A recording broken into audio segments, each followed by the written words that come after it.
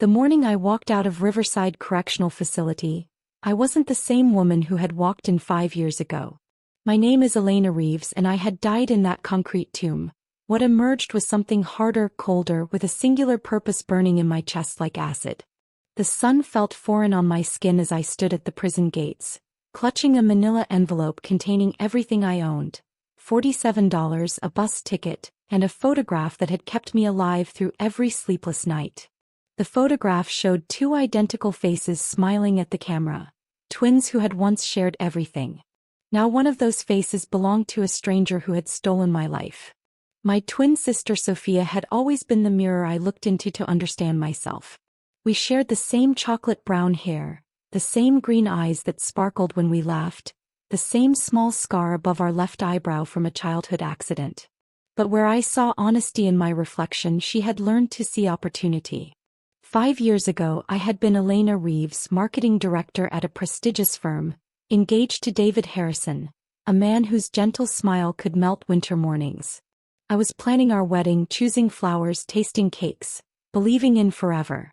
I was naive enough to think that sharing my dreams with my sister meant sharing my joy, not handing her a blueprint for theft. The setup had been flawless in its simplicity. While I was out of town on a business trip, Sophia had used our identical appearance to access my office after hours. Security cameras showed me downloading confidential client files, transferring company funds to offshore accounts, destroying evidence. When I returned, the FBI was waiting. "Elena Reeves, you're under arrest for corporate espionage and embezzlement." I had laughed at first. The whole thing seemed so absurd, like a nightmare that would dissolve with consciousness. But as evidence mounted, evidence that bore my face, my voice, my supposed digital footprints, the laughter died in my throat. Even David, the man who claimed to love me unconditionally, began to look at me with doubt clouding his eyes. "I don't understand, Elena," he had whispered during one of our last conversations before the trial. "The recordings, the security footage. It's you. I can see it's you. But it wasn't me. It was Sophia, wearing my face like a mask, speaking with my voice she had spent 28 years learning to mimic perfectly. My own sister had studied me like a role she planned to play, and when the time came she performed flawlessly. The trial was swift. My public defender was overworked and underpaid, no match for the mountain of manufactured evidence. The prosecution painted me as a greedy, calculating woman who had betrayed everyone's trust. They showed the jury footage of me committing crimes I had never imagined, let alone executed. I was sentenced to 8 years. Sophia attended the sentencing, sitting in the gallery with tears streaming down her face, the picture of a heartbroken sister devastated by my betrayal. She even approached me afterward, whispering through her sobs, "I'll wait for you, Elena. I'll help you prove your innocence when you get out." But I knew better now. I could see the triumph glittering behind her tears, the satisfied smile she tried to hide. She wasn't crying for my downfall, she was celebrating her ascension. Prison changes you in ways that can't be undone. The first year I clung to hope like a life raft, writing letters, filing appeals, believing that truth would eventually surface. But hope is a luxury that the system systematically strips away. When my appeals failed, when my letters went unanswered, when visiting day after visiting day passed without a single familiar face, something fundamental inside me crystallized into something harder. I stopped writing letters and started watching, listening, learning. Prison is a university of survival, and I became an exceptional student. I learned to read people's intentions in the micro-expressions they couldn't control. I learned to plan with the patience of someone who had nothing but time. Most importantly, I learned that justice and revenge are often indistinguishable. It's just a matter of who's writing the definition. During my 3rd year inside, a letter arrived that should have broken me but instead completed my transformation. The envelope contained a wedding invitation. "Mr. and Mrs. David Harrison request your presence." The photograph showed David in his tuxedo, arm around a woman in white. The woman wore my face, but I recognized Sophia's smile. She hadn't just stolen my identity to frame me. She had stolen my entire life. The accompanying note was written in Sophia's handwriting, though signed with my name. "Thought you should know that David and I are very happy. He says I'm everything he ever wanted in you but better. Thanks for the introduction, sis. Elena. That night, I stared at the ceiling of my cell and felt the last vestige of the old Elena die. What emerged was someone with absolute clarity of purpose. Sophia thought she had won, but she had only set the stage for her own destruction. I spent the remaining 2 years of my sentence planning with obsessive precision. I memorized every detail of my sister's stolen life through careful research. Phone calls to old mutual friends who believed they were speaking to Sophia. Social media accounts I could access through methods learned from fellow inmates with interesting pasts. Sophia and David lived in my dream house, the Victorian I had shown her years ago, sighing about how perfect it would be for raising children. They attended the country club where David and I had planned to hold our reception. She worked at a nonprofit, playing the role of reformed woman whose sister's crimes had inspired her to dedicate her life to helping others. She had even taken my middle name, Grace, as her new first name. Grace Harrison. The irony wasn't lost on me. There was nothing graceful about what she had done. But every perfect life has cracks, and I intended to find them all. The bus ride to my old hometown took 6 hours. 6 hours to watch familiar landscapes scroll past while I refined the details of my plan. Revenge, I had learned, wasn't about explosive confrontation. It was about precision. Sophia had destroyed me by exploiting trust, intimacy, and love. I would return the favor. My first stop was a small apartment I had rented under a false name, skills acquired courtesy of a forger who had served 3 years for identity theft. The irony of learning from someone who had committed the same crime I'd been falsely accused of wasn't lost on me. The apartment was sparse, functional, containing only what I needed: a computer, surveillance equipment, and walls covered with photographs, maps, and carefully documented schedules. To an outside observer, it might have looked like the lair of a stalker. To me, it was a war room. I spent weeks establishing patterns. Sophia's Tuesday yoga classes, David's Thursday night poker games, their monthly dinner dates at Romano's, the same restaurant where David had proposed to me. She was living my life so completely that she had even inherited my routines. But people aren't as consistent as they believe themselves to be, and I was patient enough to wait for the deviations. The first crack appeared on a rainy Thursday in October. Instead of poker night, David was having lunch with a redhead at a cafe downtown. I watched from across the street as they held hands, as she laughed at something he said, as he looked at her with an expression I remembered, the one he used to reserve for me. David was cheating on Sophia. The second crack revealed itself 2 weeks later. While David thought Sophia was at her book club, she was meeting with a man at an expensive hotel. Not just any man. Marcus Webb, David's business partner and best friend. The same Marcus who had been David's best man at their wedding. Sophia was cheating on David. Neither knew about the other's infidelity, which meant both were living with guilt, paranoia, and the constant fear of discovery. All I had to do was provide the spark to ignite the powder keg they had built around themselves. But first, I needed to become visible to them again. I started small. A figure glimpsed in their peripheral vision at the grocery store. A familiar voice behind them in line at the coffee shop. A shadow that seemed wrong when they glanced in their rearview mirror. Nothing concrete enough to prove, but persistent enough to plant seeds of unease. Sophia was the first to crack. I was waiting in the parking lot of her yoga studio when she emerged, hair pulled back in the same ponytail I had worn years ago. She walked to her car. My dream car, the silver BMW I had test-driven but never bought, and I stepped into the light. "Hello, Sophia." She froze, keys halfway to the door lock. When she turned, her face cycled through surprise, fear, and then a carefully constructed mask of concern. "Elena? Oh my God, you're out. Why didn't you call? We could have." Could have what? I stepped closer, watching her instinctively step back. "Picked me up? Welcomed me home? Helped me rebuild the life you destroyed." "I don't know what you're talking about." But her voice shook and I could see her calculating distances, to her car, to the studio, to other people. "Don't you?" I pulled out my phone and showed her a photograph I had taken 3 days earlier. David and his redhead sharing an intimate kiss. "He's cheating on you, Sophia. The man you stole from me is doing exactly what you did to me, betraying the person who trusts him most." Her face went white. That can't be real. You're trying to. I'm not trying to do anything. I'm just sharing information. Sister to sister. I smiled, but it was empty of warmth. Just like you shared information with the FBI. I walked away before she could respond, leaving her standing in the parking lot with her world beginning to tilt off its axis. The next phase required more delicate work. I needed David to discover Sophia's affair with Marcus, but it had to seem accidental, natural.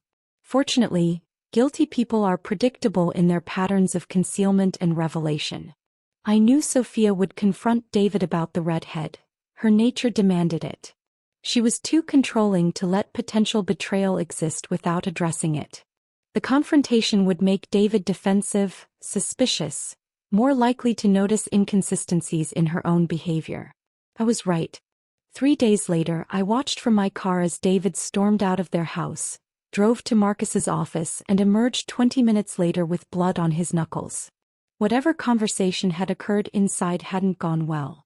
But Marcus, being equally guilty and defensive, retaliated by calling Sophia and demanding to know why she had told David about their affair.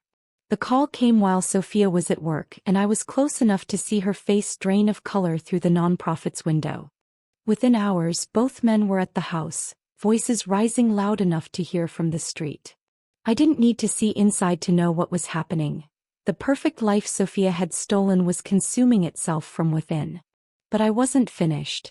Destruction without understanding was just chaos. I needed them to know that their suffering had an architect. I waited until the police had come and gone, noise complaints from concerned neighbors, and until Marcus had stormed off into the night. Then I walked up to the front door of my dream house and knocked. David answered, his face a roadmap of confusion and betrayal. When he saw me, he stumbled backward as if I were a ghost. Elena? But you're in prison. I served 5 years for crimes I didn't commit. 5 years for crimes she committed. I nodded toward the interior of the house, where Sophia stood frozen in the hallway, her face a mirror of terror.